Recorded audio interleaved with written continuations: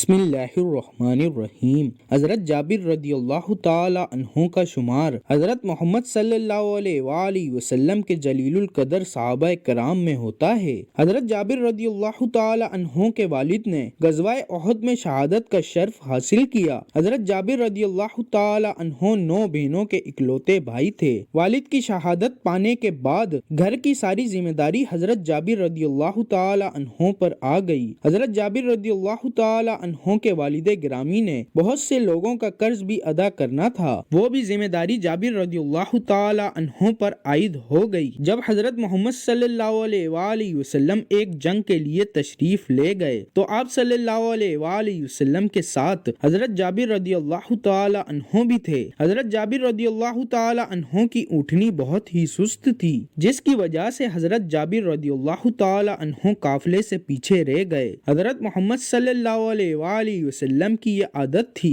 کہ آپ صلی اللہ علیہ وآلہ وسلم ہمیشہ قافلے کے پیچھے آیا کرتے تھے۔ حضرت محمد صلی اللہ علیہ وآلہ وسلم نے جب حضرت جابر رضی اللہ تعالی عنہ کو قافلے سے پیچھے دیکھا تو حضرت محمد صلی اللہ علیہ وآلہ وسلم نے فرمایا، جابر کیا بات ہے، پیچھے کیوں رہ گئے ہو؟ حضرت جابر رضی اللہ تعالی عنہ نے جواب دیا، یا محمد صلی اللہ علیہ وآلہ وسلم، میری اونٹنی آہستہ آہستہ چل رہی تھی، جس کی وجہ سے میں پیچھے رہ گیا ہوں۔ حضرت محمد صلی اللہ علیہ وآلہ وسلم نے فرمایا، جابر رضی اللہ تعالی عنہ اپنی اونٹنی کو زمین پر بٹھاؤ۔ حضرت جابر رضی اللہ تعالی عنہ نے اونٹنی کو بٹھایا۔ حضرت محمد صلی اللہ علیہ وآلہ وسلم نے اپنی اونٹنی حضرت جابر رضی اللہ تعالی عنہ کی اونٹنی کے قریب بٹھا دی۔ حضرت محمد صلی اللہ علیہ وآلہ وسلم نے جابر رضی اللہ تعالی عنہ کو فرمایا، مجھے ایک لاٹھی دو۔ حضرت جابر رضی اللہ تعالی عنہ نے آپ صلی اللہ علیہ وآلہ وسلم کو لاٹھی پیش کی۔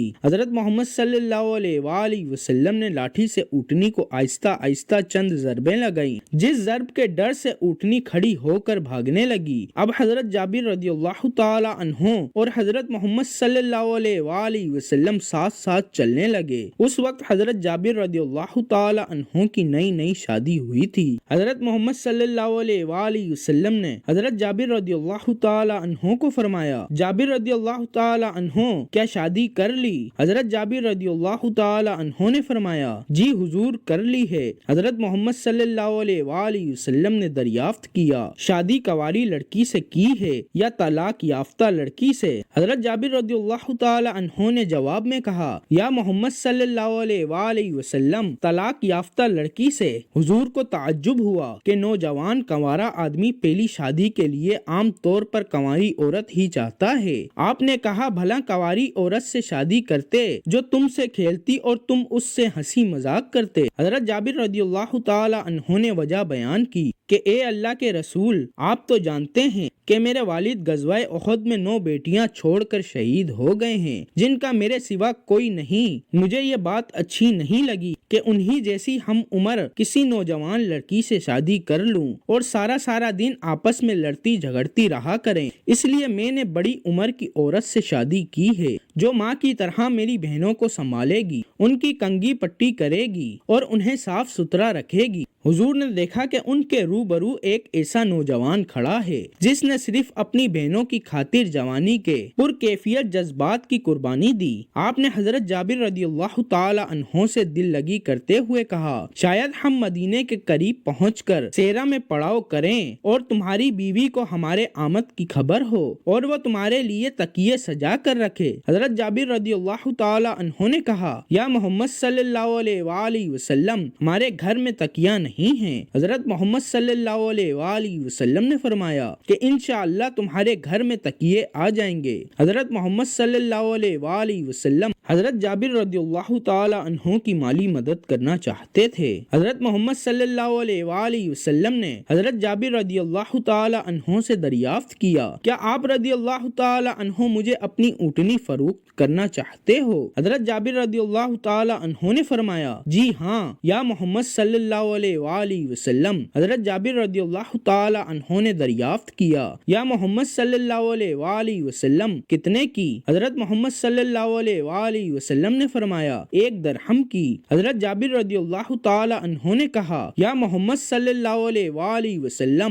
آپ مجھے اتنے کم درہم دیں گے؟ بات کو آگے بڑھاتے ہوئے نبی اکرم صلی اللہ علیہ وآلہ وسلم نے 40 درہم تک کہہ دیا۔ حضرت جابر رضی اللہ تعالی عنہ نے فرمایا، یا محمد صلی اللہ علیہ وآلہ وسلم، میری ایک شرط ہے کہ میں اونٹنی مدینے جا کر دوں گا۔ جب مدینہ منورہ آئے تو حضرت جابر رضی اللہ تعالی عنہ نے اونٹنی مسجد نبوی کے قریب باندھ دی۔ حضرت محمد صلی اللہ علیہ وآلہ وسلم نے حضرت بلال رضی اللہ تعالی عنہ کو فرمایا، اے بلال رضی اللہ تعالی عنہ، تم حضرت جابر رضی اللہ تعالی عنہ کو 40 درہم سے کچھ زیادہ درہم دے دو۔ حضرت بلال رضی اللہ تعالی عنہ نے حضرت محمد صلی اللہ علیہ وآلہ وسلم کے حکم کی تکمیل کرتے ہوئے حضرت جابر رضی اللہ تعالی عنہ کو 40 سے کچھ زیادہ درہم دے دیے۔ حضرت جابر رضی اللہ تعالی عنہ یہ درہم لے کر واپس گھر کی طرف جا رہے تھے کہ حضرت بلال رضی اللہ تعالی عنہ اونٹنی پر سوار ہو کر حضرت جابر رضی اللہ تعالی عنہ کے پاس پہنچے تو حضرت جابر رضی اللہ تعالی عنہ نے جب دیکھا